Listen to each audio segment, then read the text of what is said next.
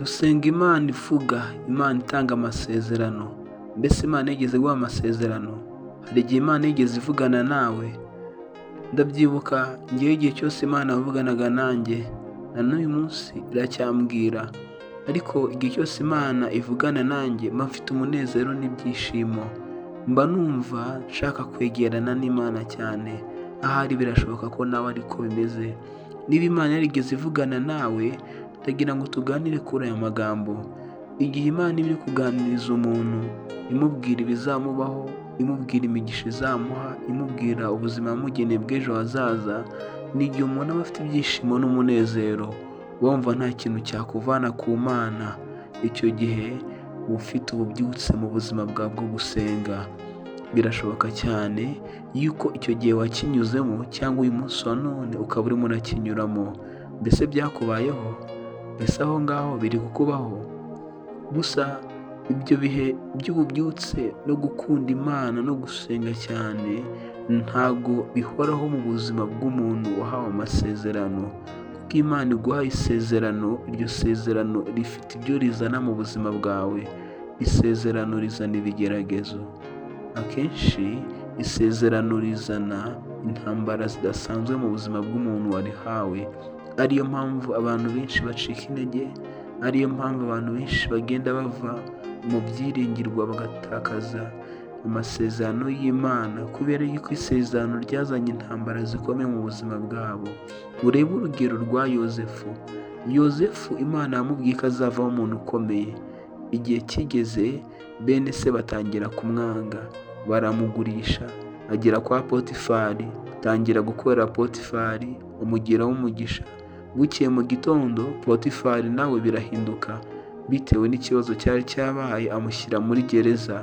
Ibyo byose byari ibibazo byari biri kuza kubera isezerano Imana yari yaramuhaye. Mwene data, birashoboka yuko nawe hari intambara uri guhura nazo. Birashoboka ko hari amakuba ari mu buzima bwawe. Ariko ndagira ngo nkubwire ngo nk'uko byabaye kuri Yozefu, Imana ikamutabara, nawe Imana izagutabara. Wicika intege rero. Urashobora kugeza muri icyo gikombe cyo kugeragezwa n'amasezerano, ariko ndagira ngo uhitwaremo neza. Ndagira ngo uhagende neza cyane mwene data. Imana iyo iguhaye isezerano, ishyiraho igihe iryo sezerano rizasohorera. Ijambo ry'Imana riravuga mu gitabo cya Habakuki ibice 2 umurongo wa 3. Reka dusome mu izina rya Yesu. Habakuki ibice 2 umurongo wa 3. Ijambo ry'Imana riravuga ngo, kuko ibyerekanywe bifite igihe byategekewe ntibizatinda kukigeraho, kandi ntibizabeshya. Naho byatinda ubitegereze, kuko kuza ko bizaza ntibizahera. Mwene data, iyo Imana ivuze ijambo ihita irishyiriraho itegeko, ihita irishyiriraho igihe iryo jambo rigomba kuzasohorera.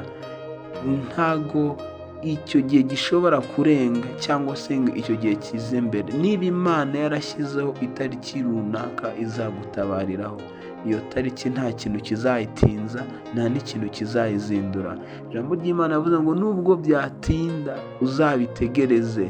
Mwene data, ufite kumenya yuko ikintu iyo gitinze ntabwo biba bisobanuye ko kitazaza. Gusa iyo dutinze kubona amasezerano Imana yaduhaye asohoye, twebwe tuva mu byiringirwa, twe dutakaza ibyiringiro. Mwene data, ndagira ngo ntukangwe n'igihe ugezemo. Birashoboka ko uri kubara imyaka, birashoboka ko uri kubara ibihe, ukabona ibibazo birakugose, intambara ukabona ni nyinshi. Uratekereza ukumva mu mutwe wawe ibintu byose birivanze. Wareba amagambo abantu bari kukubwira, wareba ukuntu abantu bari kuguhemukira, wareba intambara uri kunyuramo, ukibaza uti ya Mana yasezeranye nanjye iri hehe? Ariko mwene data, ndagira ngo umenye iri jambo. Ijambo ry'Imana rivuga ngo ntabwo ijambo ryanjye rizagaruka ridasohoje icyo naritumye. Niba Imana yaravuganye nawe, ni ijambo ryayo ryaje ku buzima bwawe. Ntibishoboka rero ko iryo jambo rizagaruka ridasohoje icyo Imana yaritumye. Mwene data, komera ntucike intege. Komeza usenge, amasezerano yawe aracyahari. Komeza usenge, umugisha wawe uracyahari. komeza usenge, wihanganire ibyo uri kunyuramo, ihanganire amagambo y'abantu, ihanganire intambara, ihanganire ibigeragezo, ihanganire uburwayi, ihanganire igihe umaze nta mwana, ihanganire intambara uri kubona mu rushako, ihanganire ibintu byose ubona biri kukubaho, byihanganire, bizashira mwene data. Yobu yihanganiye uburwayi, Yozefu yihanganiye ibyo bigeragezo yari ari guhura nabyo, Hana yihanganiye kubura umwana amara igihe yarabuze urubyaro. Nawe hari ibyo ugomba kwihanganira kugira ngo uzagere ku isezerano. Isezerano mwene data rirategerezwa. Haba amasezerano y'uburyo, hari amasezerano magufi n'amasezerano maremare.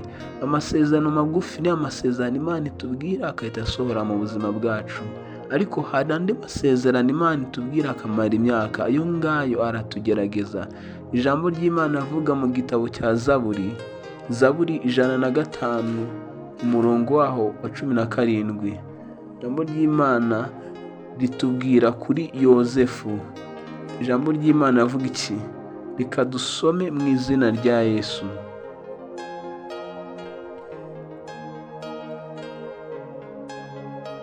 Atuma umugabo wo kubabanziriza ni Yozefu waguriwe kuba imbata, bababarisha ibirenge bye iminyururu, bamushyiraho ibyuma, kugeza aho ijambo ry'Uwiteka ryasohoreye, isezerano rye ryaramugeragezaga.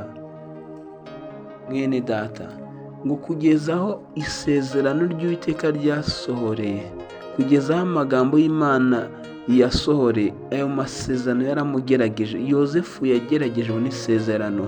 Birashoboka ko nawe uri kugeragezwa n'isezerano Imana yaguhaye, ndagira ngo ukomere. Ibyo bibaho cyane. Abantu bose Imana iha amasezerano barageragezwa mwene data, cyane iyo ari amasezerano akomeye urageragezwa.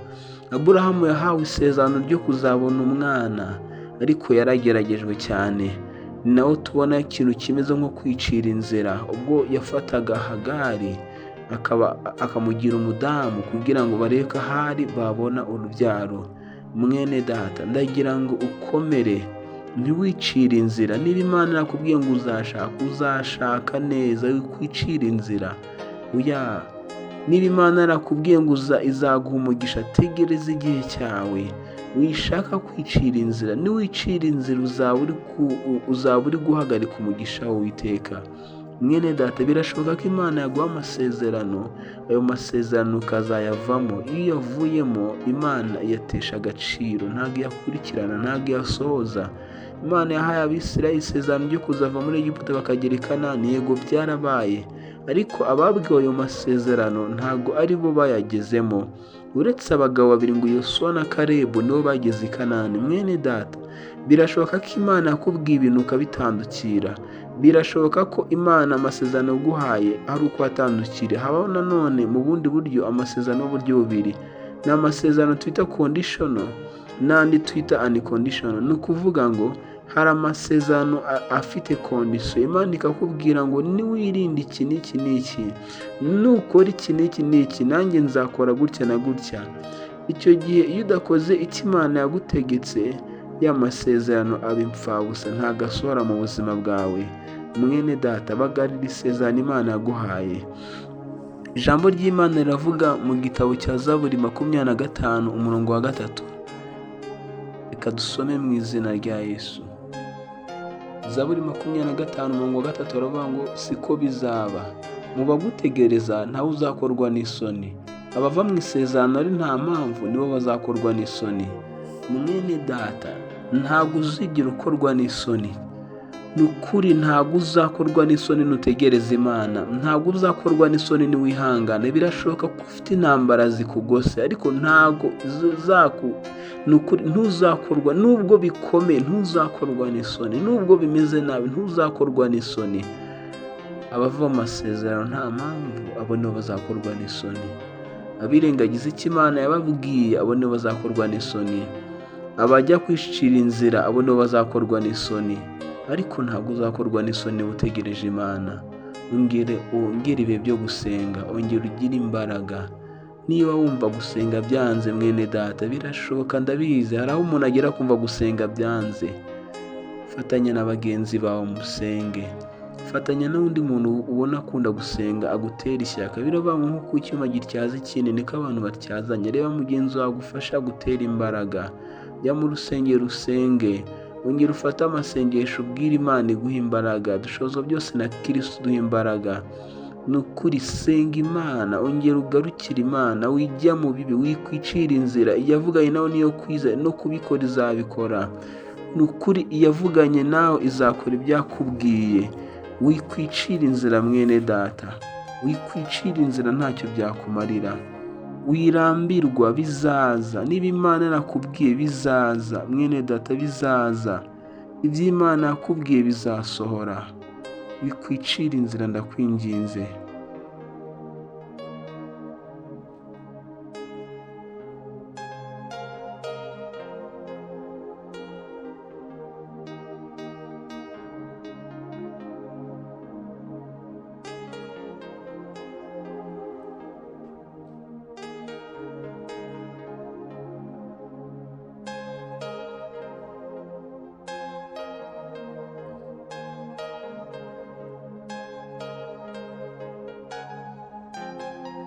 Ijambo ry'Imana riravuga ngo mu gitabo cyo kuva igice cya 12 mwene data murongo wa 41, iyo myaka uko ari 430 ishize hatabuzeho umunsi, hadasazeho umunsi, ingabo z'Uwiteka zose ziva mu gihugu cya Egiputa.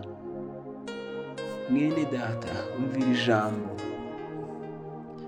Imana yagennye igihe uzatabarirwamo, hatabuzeho umunsi, hatarenzeho umunsi, nawe izagutabara. Abisiraheli hari igihe Imana yari yaragennye bagombaga kumara muri Egiputa.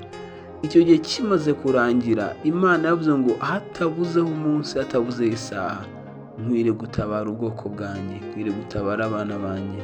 Nawe humura, hatabuzeho umunsi, hatabuzeho isaha, Imana izagutabara, ntabwo izakererwa. Nubwo byatinda ubyihanganire. Mwene data, nubibona igihe bizaza bisohoye, uzabona ko byari bikwiriye gutegerezwa.